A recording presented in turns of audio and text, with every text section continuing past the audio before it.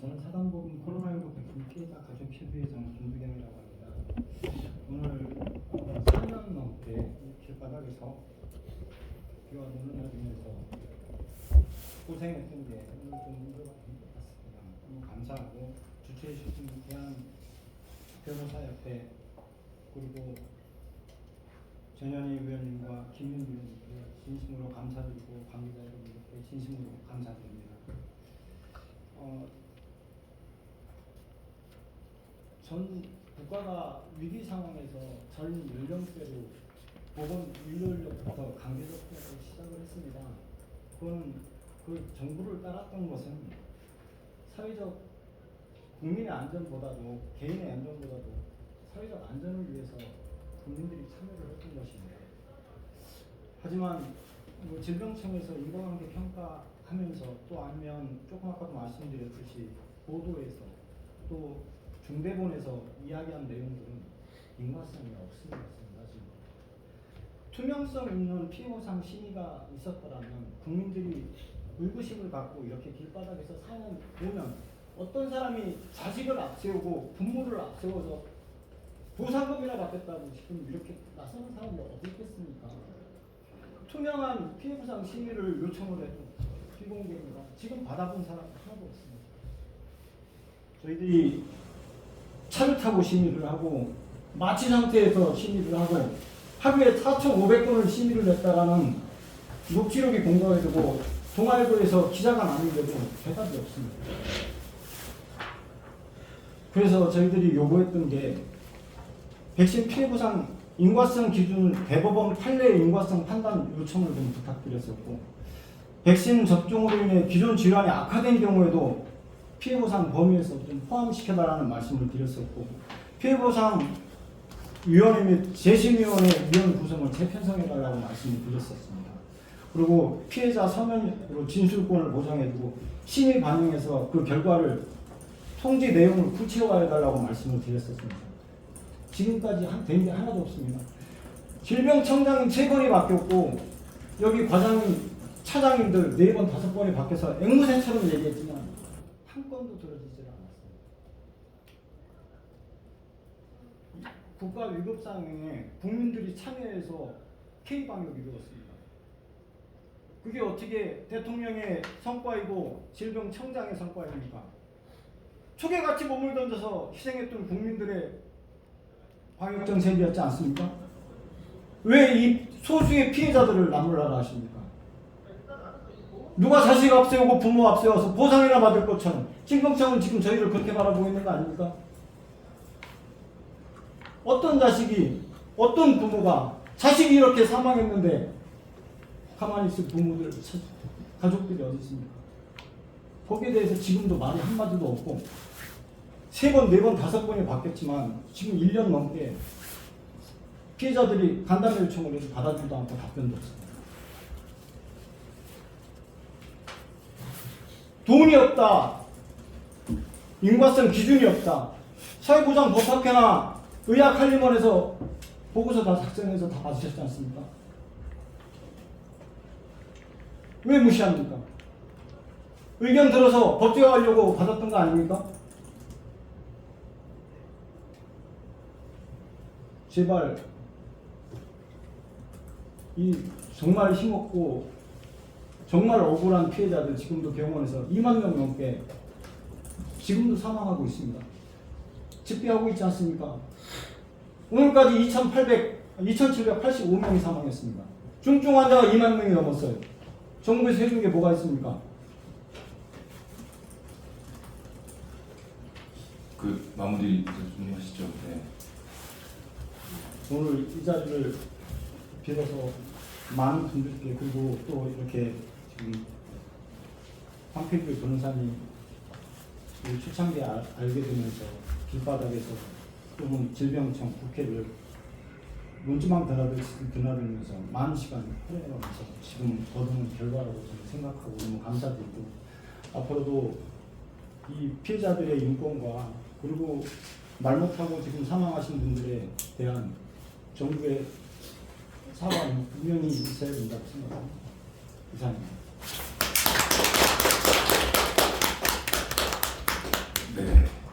그 혹시 더 없으시면 그 발표하신 분들 한 1분씩 뭐 혹시 하신 말씀 있으면 하시고 없으시면 안 하셔도 돼요. 있습니다.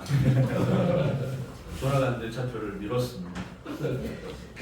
이 얘기를 좀 드리고 싶습니다. 오늘 이야기하는 전체적인 논의에서 저희가 이 과학만을 너무 강조하는 것이 문제였다라는 지적들이 반복적으로 나왔었고, 저 또한 그런 맥락에 설명을 드렸는데, 어떻게 비과학 또는 반과학을 이야기하는 것은 아니다라는 것을 좀 저희가 짚고 넘어가야 될 것 같고요. 특정 과학적 입장들이 좀 과대하게 강조되었고, 그것이 의사결정에 집중되었다라고 하는 것, 또는 과학이 그렇게 겸손하지 못했다라고 하는 것에 대한 문제 지적의 방향이라고 보는 것이 맞지 않을까 생각을 합니다.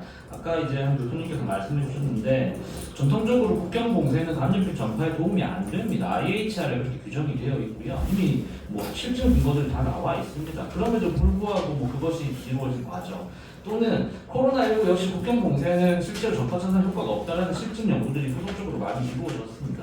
집회 시위 이야기했었는데요. 프랑스에서 이제 새로운 봄이 올까 싶어서 스프링 트라이얼이라고 하는 임상 시험을 했습니다. 당시에 이제 콘서트 현장에서 안전하게 방역 조치를 하고 콘서트를 밀폐된 공간에서 보면 우리가 괜찮을까? 괜찮다라는 결론이 나옵니다. 그런 경험 과학적인 그것들을 만들어 나간다는 거죠. 하나만 더 예를 들어 말씀드리면요. 사체에 의해서 전파되는 에볼라 같은 경험 때문에 초기에 저희가 이제 장례 절차를 제대로 못했죠. 2020년 3월에 WHO가 발표해요. 괜찮다고, 에볼라 아니라고. 근데 우리는 2022년까지 그 정책 그대로 유지합니다.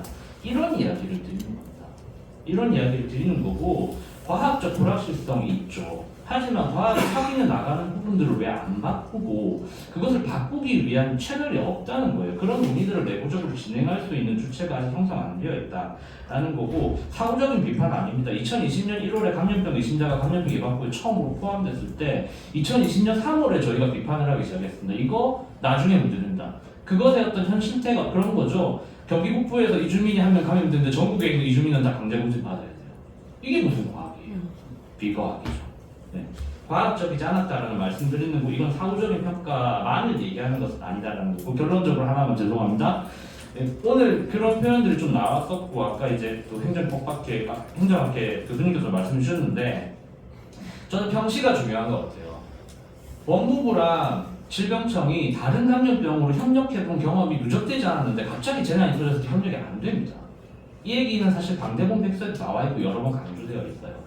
인권이라고 하는 것을 감염병 과정에서 평소에 어떻게 다뤄야 하는지 경험이 없는 질병청이 갑자기 재난이 벌어지면 인권에 대한 감수이 높아집니까? 안 됩니다. 평시에 어떻게 이런 내용들을 질병청의 일반적인 어떤 그 정책 집행 과정들에 녹아낼 수 있는 구조를 만들 것인가? 저는 이 고민이 없으면 똑같은 상황은 반복될 거라고 봅니다. 감사합니다. 김 변호사님 혹시 마이크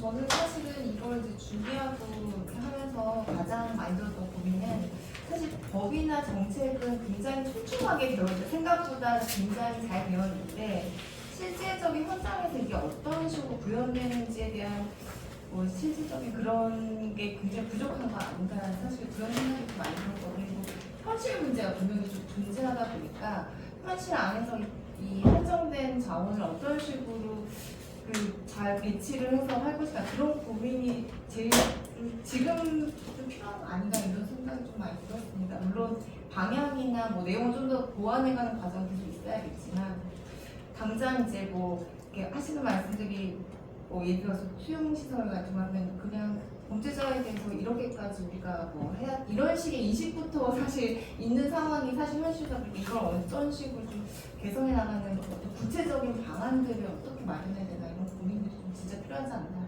이런 생각이 들었어요.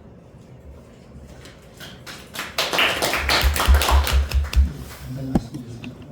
피해자 계신 같은데, 그 말씀하신 것 중에 이제 PCR 검사 기준 확진자를 많이 아는지 해주셨는데, 사실 뭐 저도 그런 내용을 좀 읽었는데, 제가 과학적 지식이 작아가지고 채우지 못했지만 좀 전문가들의 설명을 전문가에서 전문가들 모으고 과연 이 확진자 판정 기준, 감염자 판정 기준 이런 부분이 정확히 어떻게 하는 거냐, 정서 위험성 어떻게 판단하느냐 좀 면밀한 검토가 있어야겠다 좀 말씀드리고, 그리고 아까도 이제 WHO 면책 부분도 백신 제약성 면책 부분도 조금 조심해야 할 것 같다는 생각이 사실은 마케팅적인 제일 효과가 좋은 마케팅, 공포 마케팅이거든요. 저희가 거기에 농락하는 건 아닌지, 그다음에 무분별하게 해외의 어떤 그런 그 권위를 인정하는 건 아닌지 이런 부분에 좀 다시 한번 점검하는 필요가 있다고 생각합니다. 질병관리청과장님께서 많이 좀 개선해 주셨다고 하는데 그런 부분 좀 고려해 주시면 되고요. 아까 최홍조 교수님 말씀하신 과학 너무 좋은 말씀이셨는데 사소인 같은 한마디만 저도 그 기본과하고 있어가지고 또 기고상에서 이게 과학적인 거, 아까 정치와 과학의 문제라고 했는데 과학이라는 건 사실은 겸손해야 되는 것 같더라고요. 그러니까 과학이 이게 말하는 게 과학이라 그 순간에 교조주의가 되고 종교가 될 것 같고 권력화되면서 아주 독점주의가 아주 문제가 생각이 맞습니다. 이그 의료나 이런 방역 쪽에서 과학이라고 하셨던 분들이 그 교조주의에 빠져진 건 아닌지 어떤 거에 거기에 대해서 좀 생각하셨던 건 아닌지 한번 다 점검해야 될 것 같습니다. 이상입니다.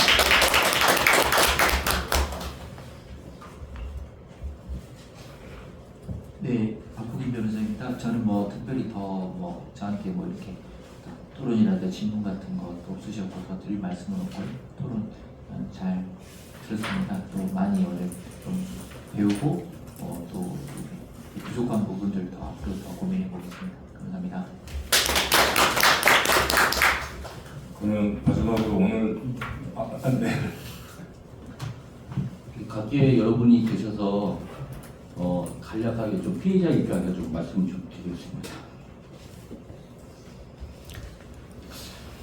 이런 이야기가 있을 때마다 저는 그 21년도 10월에 중학교 3학년 아들을 잃은 피해자 아버지입니다. 질병청에서는 그 세계적인 팬데믹 상황에서 피해를 입은 피해자들에게 과학적, 의학적으로 증명이 되지 못했다고 해서 인간성을 인정해주고 있지 않습니다. 그러면 정부나 국가는 과연 과학적이나 의학적으로 그 백신 피해가 아니라는 걸 증명하지 못하고 있으면서 왜 그것을 국민 개인한테 입증을 하라고 합니까? 그래서 제가 피해자로서 부탁드리고 바라고 싶은 건 그렇습니다. 물론 정말 피해자가 아닐 수도 있고 정말 피해자가 있을 수도 있습니다. 하지만 백신 부작용은 분명히 존재하는 것은 확실하다고 생각합니다. 선의의 억울한 피해자가 발생될 수 있기 때문에 국가는 그런 국민을 책임져야 된다고 생각합니다. 이것을 과학적, 의학적 잣대로만 바라볼 게 아니라 세계적인, 국가적인, 사회적 재난으로 바라보고 보듬어 주셨으면 하는 바람입니다. 과연 민주주의 국가에서 열심히 일하지 않아서 어려운 사람에게 그러면 너희는 열심히 일하지 않기 때문에 니네 스스로 알아야 산다고 하면 많은 사람들이 굉장히 어렵고 더 큰 재난이나 범죄가 일어날 것입니다. 우리는 경험해보지 못한 이 팬데믹의 그 아픔을 바탕으로 앞으로 또 발생할 수 있을 수 있는 2차 팬데믹을 대비해서라도 이 억울한 피해자들을 각계 의학계, 법률, 또 보건복지 쪽에서도 바라봐야 된다고 생각합니다. 이런 부분들을 꼭 여러 전문가님들이 생각해 주셨으면 좋겠습니다. 또한 여러 가지 문제점들을 간략하게 말씀드리겠습니다. 질병청에서는 이 코로나 팬데믹 초기에 정책이 없었습니다. 예를 들어서 백신 부작용을 의심하는 피해자가 부검을 하지 않으면 피해 보상을 신청할 수 없다는 그런 것에 대한 개념도 없었고 경찰서, 보건소, 의료계에도 전혀 지침이 내려가지 않았습니다. 그런 상황에서 저희 피해자들이 부검을 하지 않았는데 어떻게 피해 보상에 대한 그런 인과성을 증명하냐고 문제제기를 했을 때 그 후에 그 정책을 시정했습니다. 이런 여러 가지 사항들이 많지만 너무 길어질 수 있기 때문에 이것으로 마치겠습니다. 다시 한번 부탁드립니다. 억울한 피해자들이 더 이상 가슴 아픈 세월을 오래 가지 않도록 과학적, 의학적이 아니라 사회적 재난으로 좀 바라보고 여러분들이 많이 도와주셨으면 좋겠습니다. 네, 감사합니다.